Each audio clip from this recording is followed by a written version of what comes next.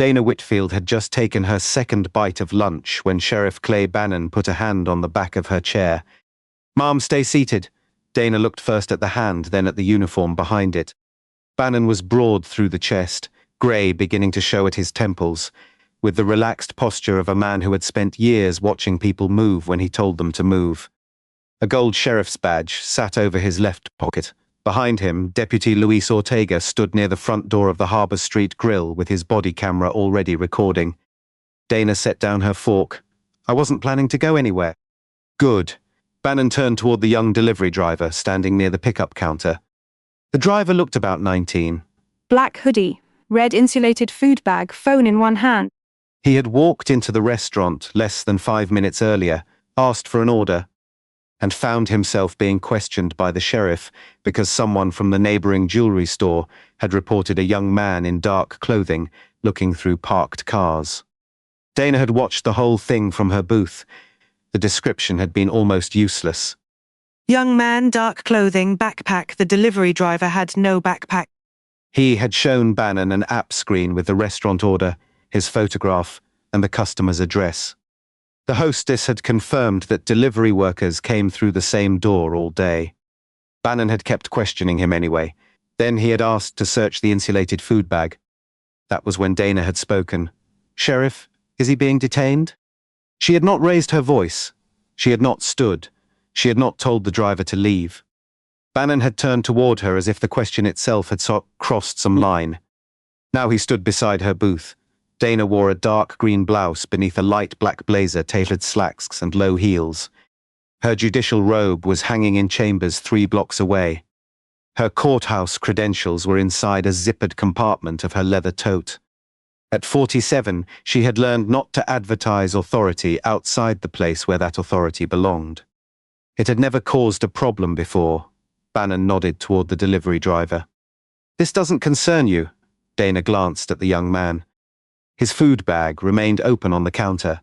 "You were questioning him in the middle of a public restaurant." "That still doesn't make it your business. I asked whether he was free to leave." "And I told you to stay out of it." Dana looked back at him. "No, you came over here after I asked the question." Something in Ortega's expression shifted. Bannon noticed. "Luis, finish with him." Ortega looked toward the delivery driver. "Sheriff, the restaurant confirmed he's picking up an order. Dispatch hasn't given us anything else on the vehicle check complaint." Bannon's head turned. Dana caught the wording. Vehicle check complaint. Not theft, not burglary, not even attempted entry. A vague call about somebody looking at parked vehicles. Bannon said, "I know what the call was." Ortega lowered his voice. "Then I think we're done with him." For 2 seconds, Bannon said nothing. It was his first clean opportunity to end the entire thing. He pointed at the delivery driver. "Take your order and go." The young man grabbed the food bag. He looked at Dana before leaving. "Thank you." Bannon's eyes followed him to the door. Then he turned back to Dana. "You happy now?" Dana reached for her glass of water. "That depends. Am I still being told not to move?" Bannon gave a small, humorless smile. "You lawyers always answer a question with another question?" Dana did not correct him. "What makes you think I'm a lawyer?" "The way you talk." She took a sip. "That's not an answer either." Bannon pulled out the chair across from her and sat without being invited. Ortega remained standing. The lunch crowd had grown quieter, though nobody was openly staring yet. The clatter from the kitchen continued behind the counter. A television over the bar played a baseball recap with the sound off. Bannon folded his arms. "Name." Dana looked at him. "Why, because I asked. That isn't a legal reason." His eyes hardened. "There you go again. I'm having lunch, Sheriff. I asked whether a young man you were questioning was free to leave. He left. If you're now investigating me, tell me why." Bannon leaned back, interfering with a law enforcement investigation. Dana waited, he added, possibly obstructing. "How did I interfere?" "You inserted yourself into a detention." I asked a question. You challenged my authority in front of the person I was dealing with. Dana's hand stopped beside her water glass, not because the words surprised her, because they were clearer than she expected. Ortega shifted his weight. Sheriff Bannon looked at him. "Don't." Dana turned toward Ortega. "Your camera is recording?" "Yes, ma'am." Bannon's face tightened. "I'm talking to you." Dana looked back at him. I heard you. Then give me your name. My name is Dana Whitfield. Identification, am I legally required to provide it? Bannon stared at her. Do you want to make this difficult? No, her voice stayed low. I want to know which rule you're enforcing. Bannon pushed the chair back and stood, stand up. Several people finally turned. Dana remained seated. Am I under arrest? Not yet. Am I detained? I'm investigating obstruction. What facts are you investigating? Bannon leaned down, one palm flat against the edge of the table. You don't get to conduct my interview. Dana studied his face. Then she looked at the badge, then at Ortega's body camera. There was a choice in front of her. She could reach into her tote, pull out the federal credential, and end the argument through status. Maybe. She had seen enough courtrooms to know that authority did not always make irrational people more reasonable. Sometimes it only made them feel humiliated. More important, she did not want a badge of her own to become the reason Bannon suddenly remembered restraint. If his conduct was lawful, it should be lawful toward Dana Whitfield eating lunch. Not Judge Dana Whitfield. She stood. I'm standing because you instructed me to. I'm not consenting to a search. Bannon's eyes dropped toward her leather tote. I didn't mention a search. Good. His jaw shifted. Dana saw the reaction and knew she had made a mistake. Not a legal mistake. A human one. She had underestimated how personally Bannon would take a calm boundary stated in front of his deputy. He stepped closer. What's in the bag? Court papers. Bannon almost smiled. I thought you weren't a lawyer. I said you hadn't answered why you thought I was one.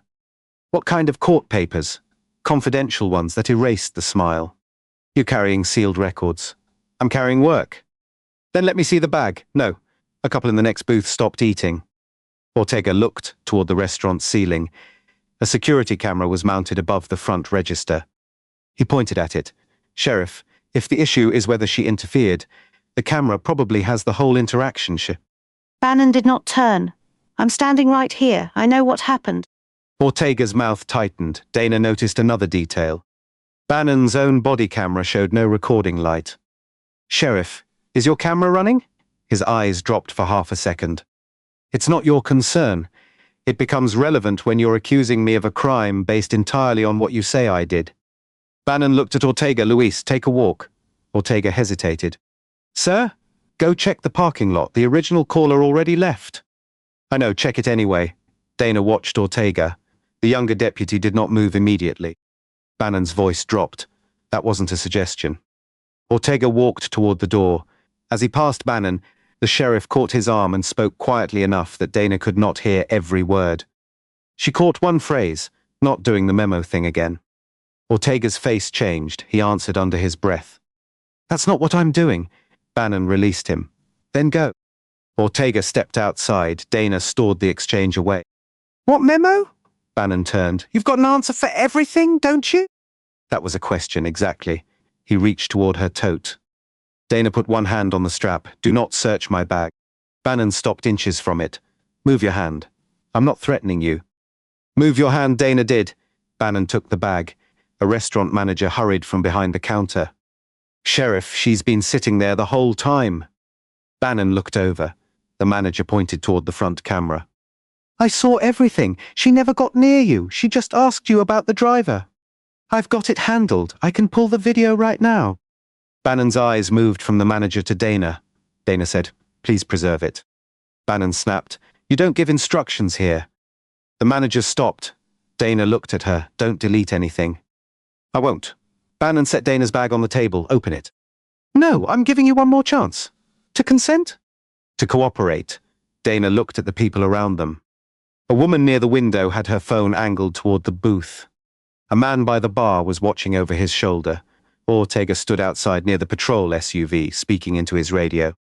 Dana faced Bannon again. I gave you my name. I followed your instruction to stand. I have not touched you, threatened you, blocked you, or told anyone to ignore you.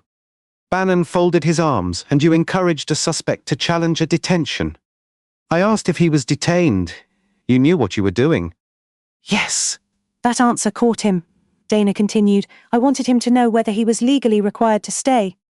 Bannon's mouth tightened. There it is. The attitude. Dana's eyes narrowed. What attitude? You think because you know the right words you can control the encounter? No, she looked directly at him. I think facts should control it. For the first time, Bannon raised his voice. Enough. The restaurant went quiet. He pointed toward the aisle. Turn around, Dana did not move. Am I under arrest? Bannon reached for his handcuffs. You're being detained. For what specific offense? Obstruction. What physical act? Bannon stepped closer. You keep talking like you're the one deciding what matters. I'm asking you to put the basis on record. You want a record?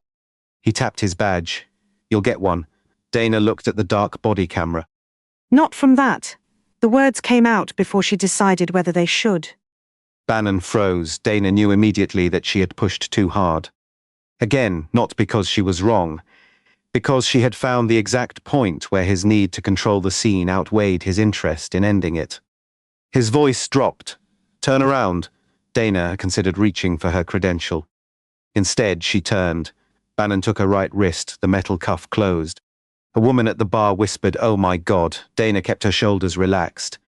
Bannon pulled her left hand back. Before the second cuff closed, Ortega came through the front door. Sheriff Bannon did not look at him. What? Dispatch checked the original complaint. Bannon tightened the second cuff. And? The caller never gave a description of this woman. They only mentioned the delivery driver. Bannon stared at him. Dana looked over her shoulder. Ortega continued. And the driver wasn't reported touching any vehicle. Caller said he was walking between two cars while looking at his phone. The restaurant manager shook her head. So what was any of this for? Bannon's face hardened. He was cleared. Ortega looked at Dana in cuffs. And her? She interfered. I didn't see that. You were standing right there. I saw her ask whether he was detained. Bannon stepped toward him. Ortega stopped. The sheriff lowered his voice. You want to argue procedure with me in front of everybody? No, sir, then don't. Ortega's eyes dropped. Bannon turned Dana toward the door. Dana said, Deputy Ortega. He looked up. Do not turn off your camera. Bannon grabbed her upper arm. That's enough. Dana's gaze stayed on Ortega. Whatever happens next, preserve the full recording. Bannon pulled her forward. You don't get to direct my deputies. Ortega said nothing, but his hand moved away from his camera. The red indicator stayed on. Outside, sunlight reflected off two sheriff's SUVs parked along the curb. People on the sidewalk slowed as Bannon led Dana toward the first vehicle. Her courthouse was visible at the far end of the block, a pale stone building beyond the intersection. She had 41 minutes before she was due back on the bench. She had planned to use 20 of them eating lunch. Now her wrists were cuffed behind her. Bannon opened the rear door. Dana stopped. Before you put me in that car, I'm requesting access to my phone. For what? To notify someone I won't be where I'm expected. You can make calls after processing. There are people waiting for me. Everybody has somewhere to be. Dana looked toward the courthouse. So do I. Bannon followed her eyes. You work over there? Dana met his gaze. I told you my work involves the court. Another half answer. You haven't asked a question that changes whether this arrest is lawful. Bannon shook his head. Get in. Dana ducked into the rear seat. Ortega stood by the passenger door. Sheriff, maybe we should run her information before we leave. Bannon shut Dana's door. We have her name. That's why I'm saying we should run it.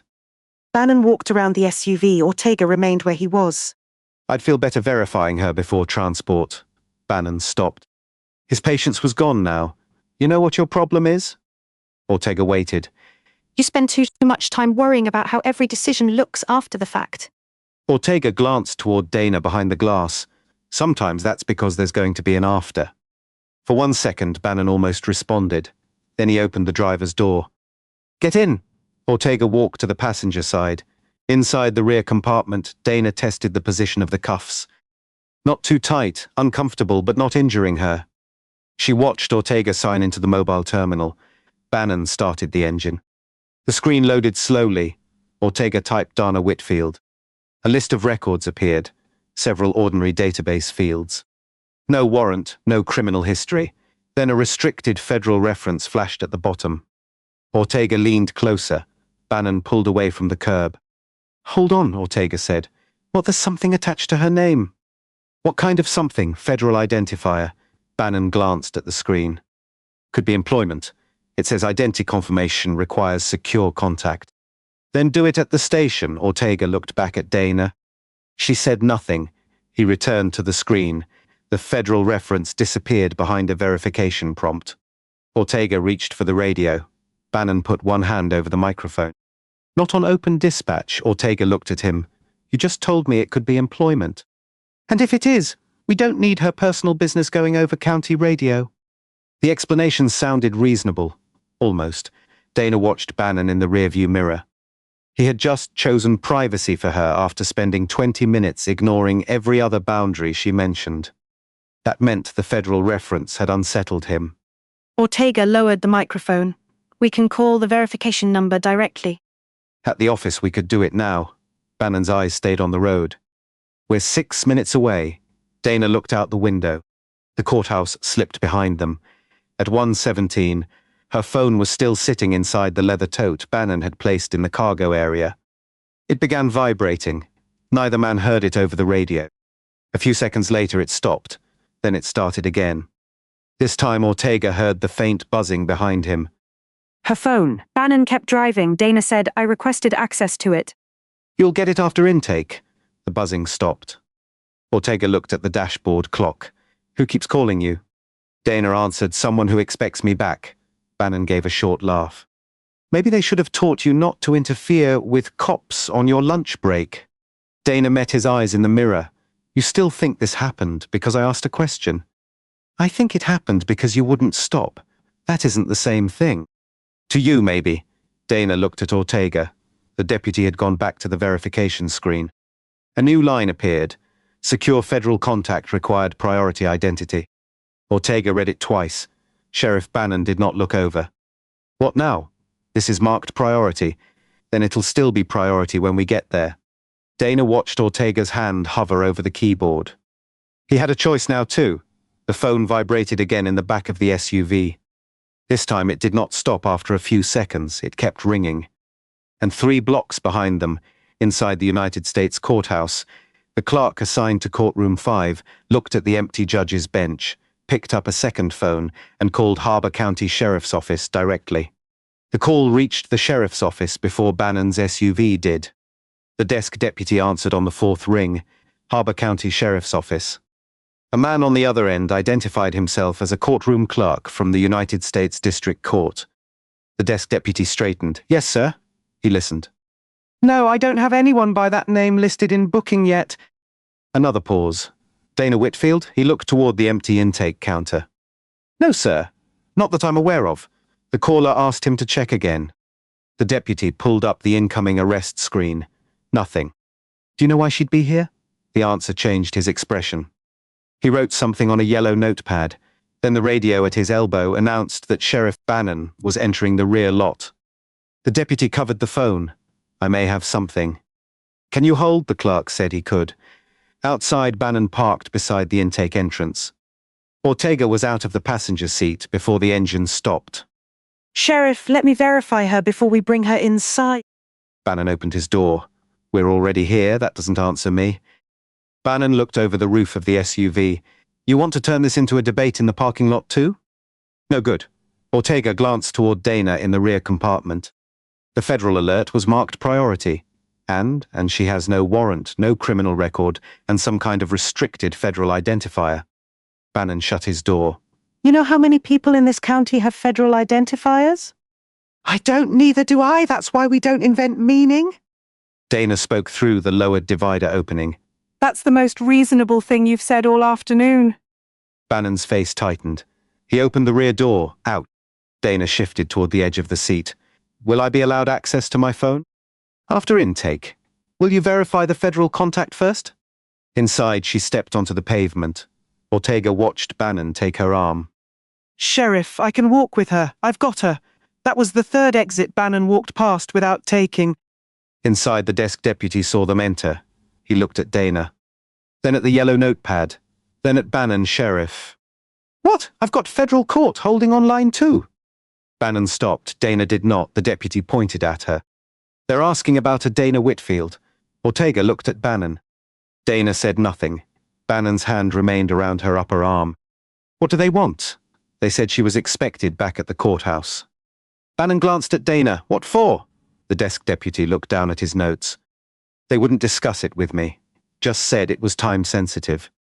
Bannon gave Dana a look that almost asked the question for him. She waited. He finally said, "Do you work at the courthouse?" "I told you my work involves the court. That's not what I asked." "No," she held his gaze. "You ask now." Ortega looked toward the phone. "Maybe we should take the call." Bannon released Dana's arm. "Put her in interview 2, the desk deputy hesitated. "What about the federal call? Tell them she's safe and we'll call back." Dana turned. "Tell them exactly where I am." Bannon pointed toward the hallway. You don't run this building? Dana looked at the desk deputy. My name is Dana Whitfield. I am in custody. Please tell the caller I was brought here by Sheriff Bannon. The deputy looked uncomfortable. Bannon stepped between them. "Interview 2. Ortega took a step forward. I'll escort her." Bannon looked at him. "You'll bring me her bag." Dana's attention sharpened. "No," Bannon turned. "What? My bag contains confidential court material." "I do not consent to you opening it." Bannon gave a short laugh. "You're under arrest. Your property gets inventoried." I'm not under arrest according to anything you've clearly stated. "You're being processed on obstruction. You said detention." That changed. When Bannon stared at her, Dana continued. "Before or after your deputy found a priority federal identifier?" Ortega stopped moving. The desk deputy looked down. Bannon's voice dropped. You're being booked because you interfered with a lawful investigation and repeatedly refused instructions. Dana lifted her cuffed hands slightly, then put that reason in writing. I would. Bannon pointed to Ortega interview room. Now Ortega guided Dana down the hallway. He did not touch her. When they reached the small interview room, he opened the door and let her step in first. There was a metal table bolted to the floor and 2 plastic chairs. Dana sat. Ortega remained standing. For a few seconds, neither spoke. Then he said, "I'm going to verify you." Dana looked up. "Because of the federal alert?" "Because we should have done it before we left the restaurant." She studied him. "That's a better reason." He looked toward the hallway. "I should have pushed harder." "You did push, not enough." Dana rested her cuffed hands on the table. "There's a difference between recognizing a problem and taking responsibility for it." Ortega nodded. "You say things like that a lot? Only when someone asks." That almost made him smile. Then Bannon's voice came from the hallway. Luis, Ortega's expression closed. I'll be back. He stepped outside. Dana watched the red indicator on his body camera disappear past the door frame. The door stayed open. Across the hall she could hear Bannon. Where's the bag in the SUV? Get it. "Sheriff, before we touch that bag, I want to call the federal verification number." "You can do both." She specifically said it contains confidential court records. People say things. She also had a federal identifier. Bannon's voice hardened. "You starting to think she's a judge because she knows legal language?" There was a pause. Dana looked toward the open door. Ortega answered, "I didn't say that." Then stopped building a story. You're the one booking her for obstruction. I watched her interfere. "So did my camera." Bannon spoke again. "You trying to make a point?" "No good. Bring me the bag." Ortega returned to the rear lot. Bannon stood outside the interview room for a moment. Dana could see only part of him through the doorway. He looked toward her. She looked back. For the first time since the restaurant, he had no audience. No customers, no manager, no delivery driver, no one except a desk deputy 20 feet away. Bannon entered. He pulled out the chair across from her. "You enjoy this?" Dana frowned. "What?" Turning every sentence into a test. "I'm sitting in handcuffs, you know what I mean?" "No, Sheriff, I don't." He leaned forward. "You could have shown me identification at lunch." "I could have told me you had federal employment." "I could have shown me whatever credential is attached to your name." "Yes," Bannon spread his hands. "Then why didn't you?" Dana looked at him. Because none of those things answered whether you had grounds to arrest me. "That's not how the real world works. It's exactly how it should work." He shook his head. You people with titles always think procedure is some clean little machine. Dana caught the phrase "people with titles," not people like you. "Different prejudice, same habit," Bannon continued. "Out there I get incomplete information. People lie. Witnesses panic. Suspects know just enough law to stall." I make decisions before I have perfect facts. That's true. The agreement surprised him, Dana continued. But once new facts arrive, you're supposed to update the decision. His eyes narrowed. I did know. You upgraded the accusation? Bannon sat back. You interfered by asking whether a delivery driver was free to leave. You undermined the stop. You mean your authority. I mean control of the scene. Dana waited. Bannon realized what he had said. He stood. This conversation's over. He walked out. Dana listened to his footsteps fade toward the rear lot. She had seen defendants do the same thing from the bench. Not the guilty ones, not always. The frightened ones. The ones who built a version of events too quickly and then treated every contradiction as an attack. Her own mistake had been believing Bannon would eventually care more about getting it right than about being seen as wrong. She no longer believed that. The desk phone rang again. The deputy answered. Sheriff's office. Dana could not hear the caller. The deputy looked down the hall. Yes, she is here. A pause. No, sir, she hasn't been released. Another pause. The deputy's eyebrows lifted. I understand. He covered the receiver. Sheriff? No answer. The deputy called louder. Sheriff Bannon? Still nothing. He looked toward Dana. Ma'am, do you know someone named Mr. Harlan? Dana's posture changed. Yes, the deputy looked at the phone. He says he's the courtroom clerk. Dana nodded. He is. He wants to speak with you. Dana stood. Put him on speaker. The deputy hesitated. Bannon came through the rear door carrying Dana's leather tote. No, he placed the bag on the intake counter. The desk deputy pointed to the phone. Sheriff, federal court's calling again, I heard. They're asking for her. Bannon looked toward Dana. What do they need? The deputy listened, then frowned. He says he can't discuss the matter with anyone except Ms. Whitfield or authorized court security. Bannon gave the phone a hard look. Tell him she's unavailable. Dana stepped into the hallway as far as the cuffs allowed. I am available, Bannon. Back in the room. Dana did not move. You have me in custody. I'm asking to take a call from a federal courthouse that has now contacted this office twice. 3 times, the desk deputy said. Bannon looked at him. The deputy wished immediately that he had stayed quiet. Dana said 3 times. Bannon picked up the receiver. This is Sheriff Bannon. He listened. Yes. Another pause. I'm aware of that. His expression shifted. Dana watched it. Not fear, annoyance first, then caution. No, I'm not discussing an active county matter with you. The caller spoke longer. Bannon's eyes moved toward Dana. He said, she's fine. Pause. She's being processed. Another pause. No, I'm not putting her on the phone. The desk deputy looked at Ortega, who had just entered through the rear door. Ortega carried a printed sheet in one hand. Bannon continued. You can have your supervisor contact county council. Then he hung up. Dana looked at the receiver. Who was it? You already know. What did he say? Bannon ignored her. Ortega stepped closer. Share what? I ran the secure contact. Bannon's eyes dropped to the paper. Ortega did not hand it over. The federal identifier is valid. Dana watched Bannon. What kind? Ortega looked at her, then back at Bannon. It's connected to the United States judiciary. The desk deputy stared. Bannon said, she already told us she works with the court. It's more specific than that. Bannon held out his hand. Ortega gave him the paper. Bannon read it. His face stayed controlled. Too controlled. He folded the sheet once. Where'd you get this? Secure verification. I told you to wait. You told me to bring the bag. I also told you told me to wait before. I didn't. The room changed. Bannon stared at him, careful. Ortega's body camera kept recording. Dana saw Bannon notice it. Bannon looked toward the charging station mounted near the evidence door. Dock your camera, Ortega frowned. Why? You've been running continuously. Swap the battery. It's at 58%, I said. Dock it. Dana spoke from the hallway. Deputy Ortega. Bannon turned sharp. Dana kept her eyes on Ortega. If policy requires a battery swap, follow policy. Bannon almost smiled. Dana added, if it doesn't, ask him to state why he wants the only continuous recording removed from the scene. The smile disappeared. Bannon stepped toward her. You're done talking. Ortega said, my battery's good. Dock it anyway. For what reason? Bannon looked at him. You really want to do this? Ortega swallowed. Dana could see the conflict in his face. Then he touched the front of his camera, not the power button. The mount. He checked that it was secure. I'm leaving it on. Bannon stared at him.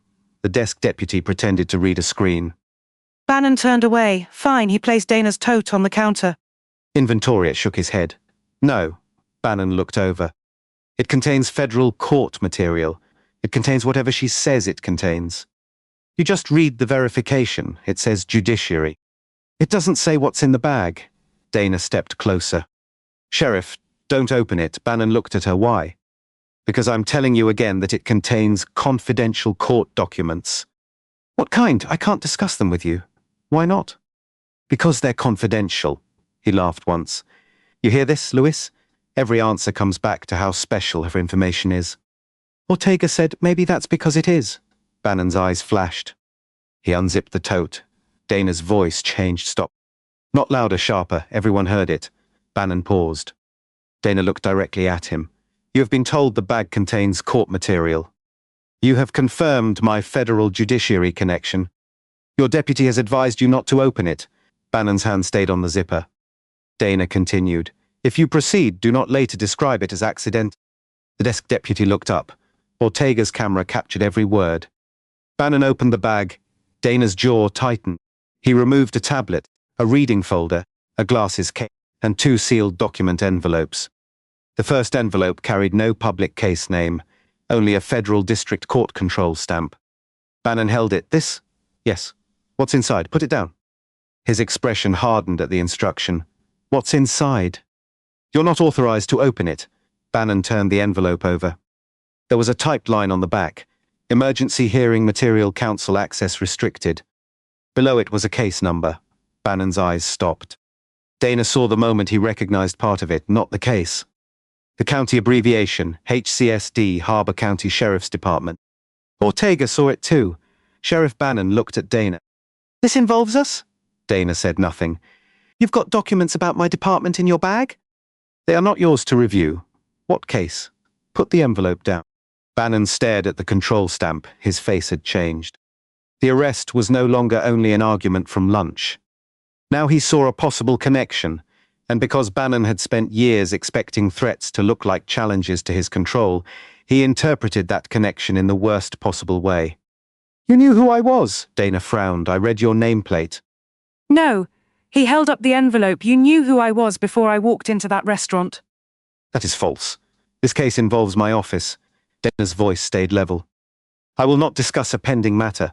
Bannon stepped closer. You were sitting 3 blocks from the courthouse with sealed material involving my department, and the second I questioned a driver, you inserted yourself. Ortega said, Sheriff, that doesn't make sense. It makes plenty of sense. No, it doesn't. Bannon pointed it toward Dana. She was watching me. Dana looked at him. I was eating lunch. You challenged the stop because you already had an opinion about my department. I challenged nothing. I asked whether a person was free to leave.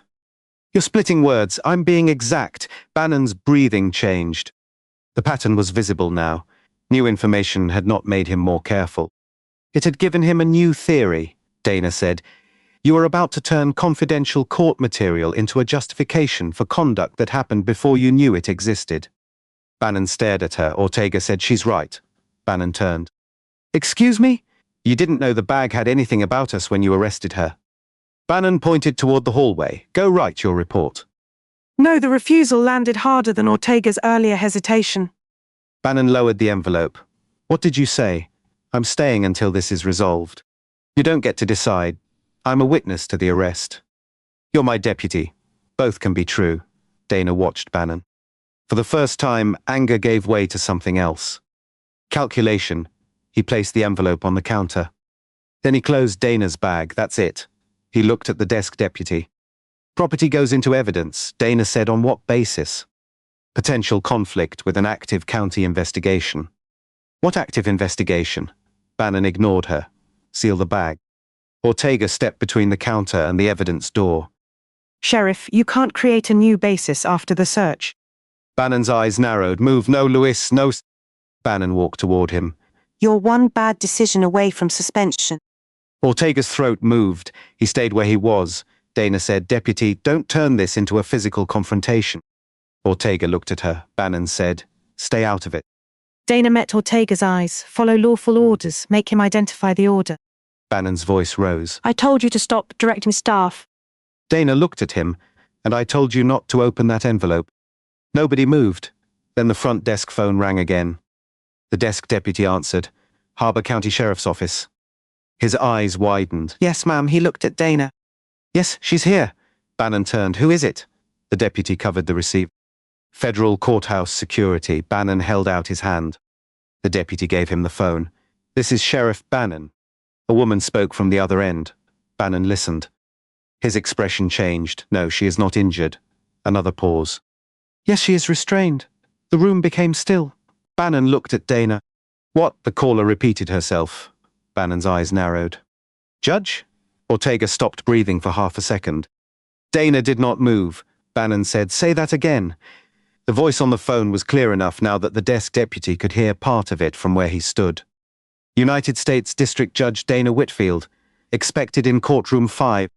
Emergency hearing delayed, court security attempting to confirm her location. Bannon's face emptied. Ortega looked at the secure verification printout in Bannon's hand. Then Judge Whitfield? Dana looked at him. Yes. The word was quiet, nothing else about her changed. Same dark green blouse, same black blazer, same cuffed wrists.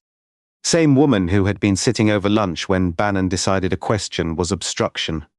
The desk deputy slowly lowered his eyes. Bannon kept the receiver against his ear. The caller asked to speak with Dana. This time, Bannon handed over the phone. Ortega took it first and moved toward Dana. Bannon suddenly reached out. Wait, everyone looked at him. He stared at Dana's toe. Then at the envelope with HCSD printed on the control line. His shock was already turning into another theory. Dana saw it happen. Sheriff Ortega said, take the cuffs off. Bannon did not answer. Sheriff Bannon looked at Dana. You were scheduled to hear something involving my department today? Dana's eyes hardened. That is not a question you get answered while I am in your custody. Bannon stepped toward the counter. So this wasn't random. No, Dana said, your decisions weren't random. That's not what I mean. I know. Ortega reached for the cuff key attached to his belt. Bannon stopped him. Don't. Ortega stared. Bannon pointed toward the sealed document. Because now we have a potential judicial conflict issue. Dana's face changed for the first time since the courthouse identified her. Not fear. Disbelief at how far he was willing to go. Ortega said, you arrested a federal judge and now you're keeping her cuffed because you found out her court has a case involving us? Bannon answered, I'm preserving the integrity of an investigation. No, Dana said. Her voice cut through the room. You're building one backward. Bannon looked at her. Dana continued, you arrested first. You searched second. Now you're looking for a reason that makes the first two decisions feel justified. Bannon's hand tightened around the edge of the counter. The federal court security officer was still waiting on the phone. Ortega held it beside Dana. The caller's voice came through faintly. Judge Whitfield, are you able to hear me? Dana looked at Bannon. Then at Ortega's camera, yes, she said, I can hear you. The caller asked one more question. Are you being prevented from returning to court? Dana never looked away from Bannon. Yes. Bannon reached for Ortega's body camera. Give me that. Ortega stepped back. No, I'm ordering you to surrender the record. No, sir. The desk deputy froze behind the counter. Bannon moved closer. That camera is county property. So is the evidence on it. Bannon's face hardened. Handed over, Ortega put one palm over the camera mount. No. For the first time that afternoon, Detoner saw Bannon understand that rank might no longer be enough to control the room. And instead of stopping, he made one more choice. He reached for the camera. Bannon's hand closed around Ortega's body camera. Ortega stepped back. The mounting clip snapped loose from his uniform, but the camera did not shut off. It struck the front of the intake counter, swung on its safety tether, and kept recording. Sheriff, let go. I ordered you to surrender county equipment. You're grabbing evidence. Bannon tightened his grip. Dana's voice cut through both men. Deputy Ortega, don't fight him. Ortega looked at her.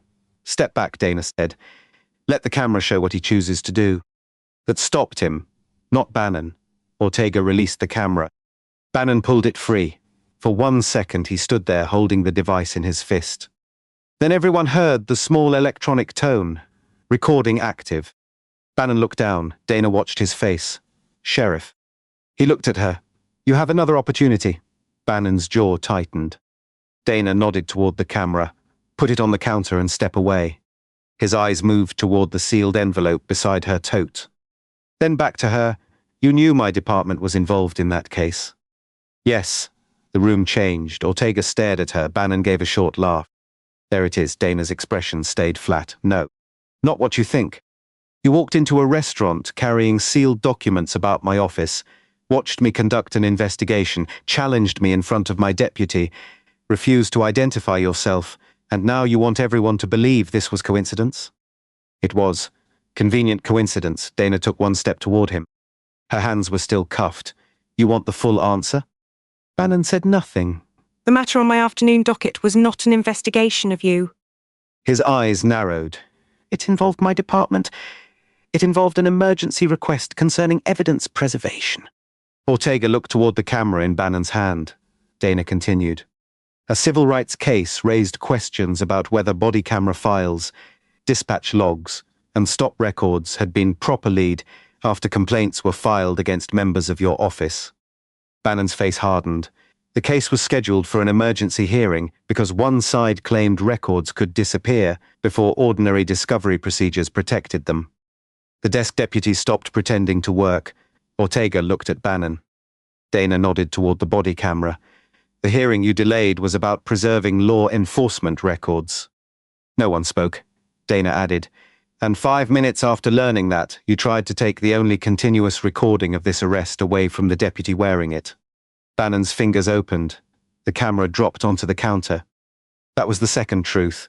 Not that Dana Whitfield was a federal judge. That had changed how everyone saw the arrest.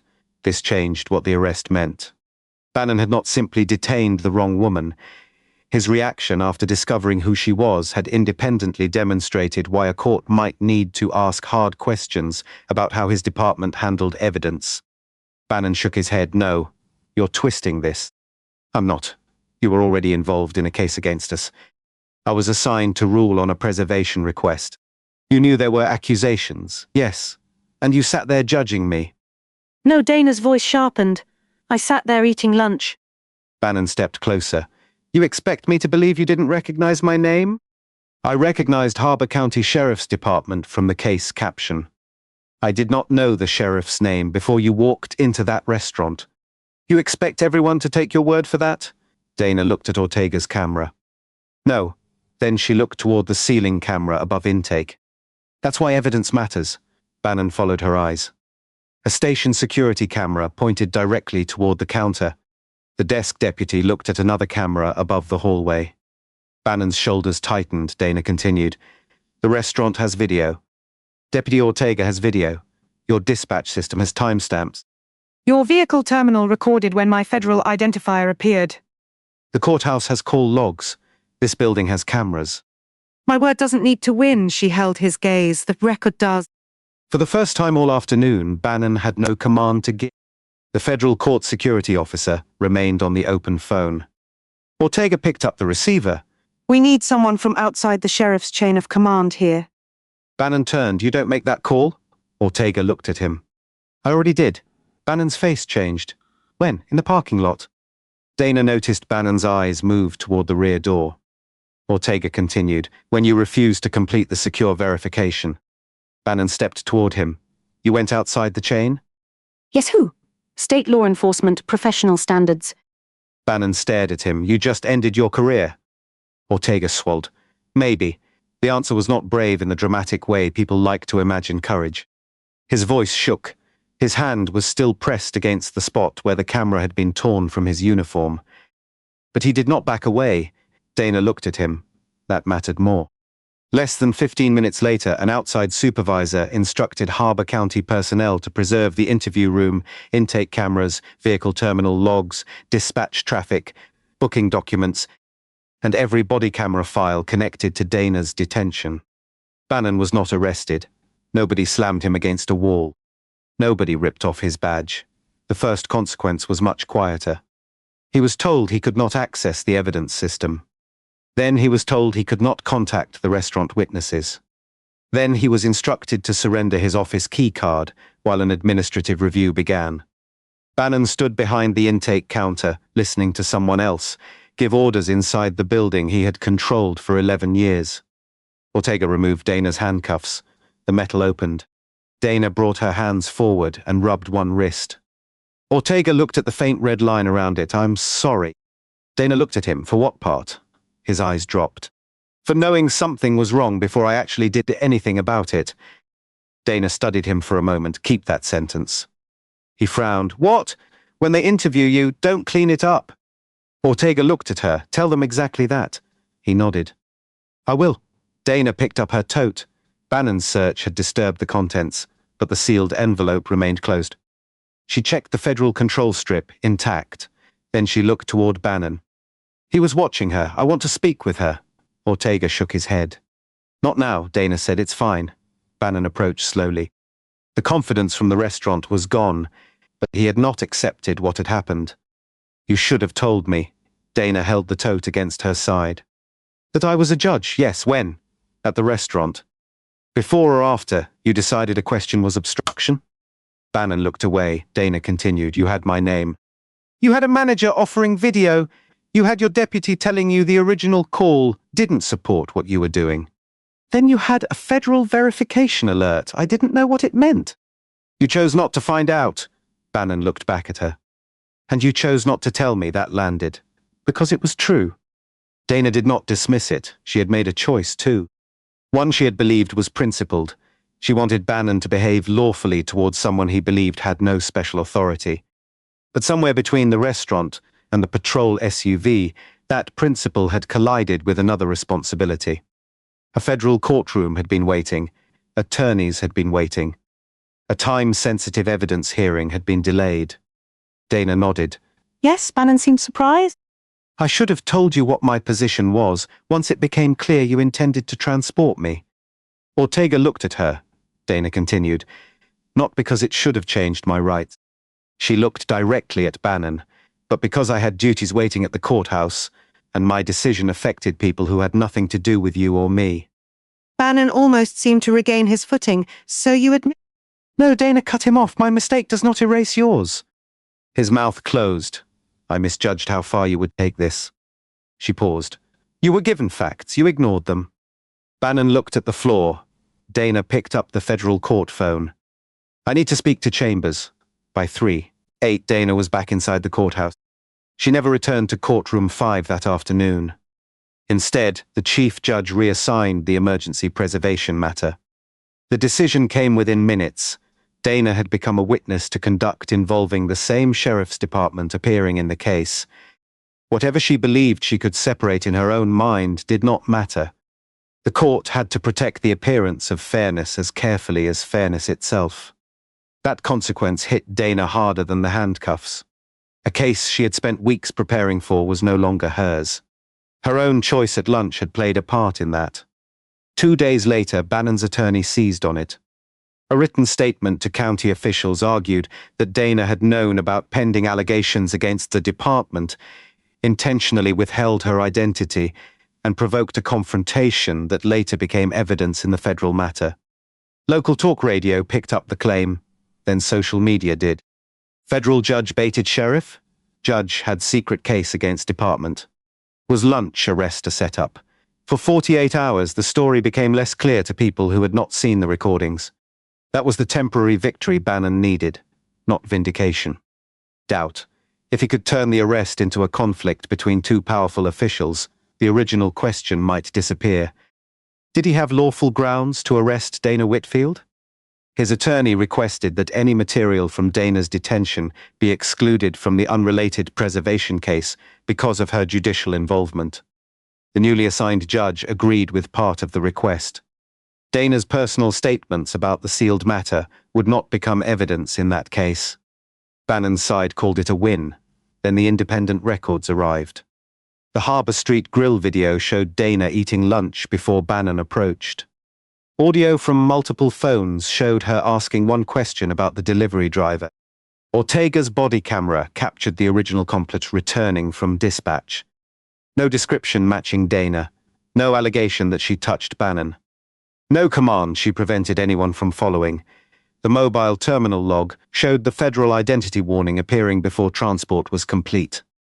The station video showed Bannon opening the tote after Ortega warned him not to. Most damaging of all, Ortega's camera recorded Bannon ordering it removed less than 3 minutes after learning the sealed hearing involved evidence retention. Dana's testimony was no longer necessary to establish the sequence. The sequence established itself. 1 week later, Ortega sat across from investigators. He could have protected himself. He could have said he was only following orders. Instead, he told them about the phrase Dana had overheard at the restaurant. The memo thing again. Investigators asked what it meant. Ortega hesitated. Then he explained. 8 months earlier, he had written an internal memo after a traffic stop in which a supervisor instructed deputies to classify disputed body camera footage as non-evidentiary. That classification shortened the retention period. Ortega had questioned it. Bannon had told him the memo made the department look like it could not manage its own people. The issue disappeared. The records did not. Investigators recovered the memo from an archived county email server. That discovery did not prove Bannon had committed a crime. It did something more important at that stage. It gave context to his reaction when Ortega refused to surrender the camera. A pattern did not appear because Dana was a judge. It had been there before she ordered lunch. The independent review expanded. Older disputed stops were reopened. Body camera retention practices were audited. Several cases that had once been closed as complaints about tone or failure to cooperate were examined against dispatch records and available video. Not every complaint was substantiated. Some deputies had acted properly. Some civilian accounts were incomplete. That mattered. A credible investigation could not begin by assuming Bannon was wrong any more than Bannon should have begun by assuming Dana was. But 3 cases showed serious procedural violations. 2 involved searches conducted after consent had been clearly refused. 1 involved a detention extended after dispatch cleared the original suspicion. Bannon had supervised all 3. A month after the restaurant arrest, Dana saw him again. Not in her courtroom. Not in chambers. The meeting took place in a county administrative conference room with attorneys and investigators present. Bannon was no longer wearing his uniform. He looked smaller without it. Not physically, just less certain of where the boundaries in the room belonged. He sat across from Dana. I still think you made a choice that day. Dana nodded. I did. You wanted to see what I'd do? No, you could have ended it. I could have changed it. Bannon leaned forward. What's the difference? If you had treated me differently because I said federal judge, that would not have answered whether your original behavior was lawful. You were testing me. I was protecting a principle. And people got hurt by that principle. Dana did not look away. Yes. The answer stopped him. She continued. My courtroom was delayed. Attorneys lost time. Staff had to locate me. I became a witness and had to leave a case I was responsible for. Bannon watched her. I own that. Then she leaned forward. Now own yours. He looked down at his hands. I saw someone interfering with a stop. You saw someone asking a question. I saw attitude. That's closer. His eyes lifted. Dana said you saw disrespect before you saw conduct. Bannon exhaled. You make it sound simple. It wasn't simple. She shook her head. You had an uncertain call. A young deputy questioning your judgment. A room full of people watching you. And a woman who wouldn't respond the way you expected. Bannon nodded once. Exactly. That explains the pressure. Dana paused. It does not create probable cause. He sat back. For a while, neither spoke. Then Bannon said, when I saw that case number in your bag, I thought you were coming for me. Dana looked at him. That's the part you still need to understand. What? The case wasn't about you. He frowned. It was about the department. It was about records. She pointed toward the table between them. You made it about you? Bannon said nothing. Dana continued. The preservation hearing existed because someone feared evidence might disappear. Her voice lowered. You learnt that, then tried to remove Deputy Ortega's camera. Bannon's face tightened. I wanted control of county equipment. Exactly. The word landed harder than an accusation. Dana sat back. That was the problem from the beginning. Not anger, not ignorance. Control. Bannon had treated control as proof that he was doing his job. When facts weakened his position, he tightened his grip. On the driver, on Dana, on Ortega, on the camera. And every time he did, the record grew stronger against him. The administrative board eventually sustained findings for unlawful detention, improper arrest, unauthorized search, interference with evidence preservation, and supervisory misconduct. The criminal review took longer. Prosecutors did not announce dramatic charges within days. Months later, they declined the most serious obstruction allegation, but referred a narrower official misconduct matter for further state review. The administrative consequences came first. Bannon lost command authority. His law enforcement certification entered formal review. Before the final removal hearing, he resigned. The resignation did not close the reopened complaints. Harbour County changed its body camera retention system so a supervisor could no longer shorten retention simply by changing an evidence category. Disputed stops received automatic preservation holds. Deputies were required to document the specific conduct supporting obstruction arrests. And any attempt to remove an actively recording body camera from another officer required written justification and automatic notification to internal review. 2 months after the arrest, Ortega came to the federal courthouse to give a final sworn statement. Dana saw him afterward near the security entrance. He looked uncomfortable in a suit. She noticed that before anything else. "You look like you're being sentenced." He glanced at the tie. I'd rather wear body armor. Dana smiled. "Your statement go okay?" Yes. He paused. "I told them everything." Even the parts that made you look bad? "Especially those," Dana nodded. Ortega looked toward the courtroom doors. "I keep thinking I should have stopped him at the restaurant." "You should have." He gave a short laugh. "I was hoping you'd make me feel better." "That wouldn't help you, no." He looked at her. "Probably not." Dana adjusted the folder in her hand.